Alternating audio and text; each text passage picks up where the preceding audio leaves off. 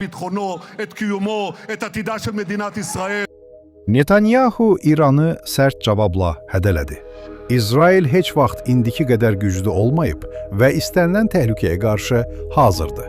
Megaxəbər.az xəbər verir ki, bu sözləri İsrailin baş naziri Benyamin Netanyahu deyib. Netanyahu bildirib ki, ölkəsinin hərbi və təhlükəsizlik potensialı son illərdə əhəmiyyətli dərəcədə güclənib. Onun sözlərinə görə, ABŞ ilə strateji ittifaq da hazırda ən yüksək səviyyədədir və bu əməkdaşlıq İsrailin müdafiə imkanlarını daha da artırır. ABŞ ilə ittifaq heç vaxt bu qədər möhkəm olmayıb.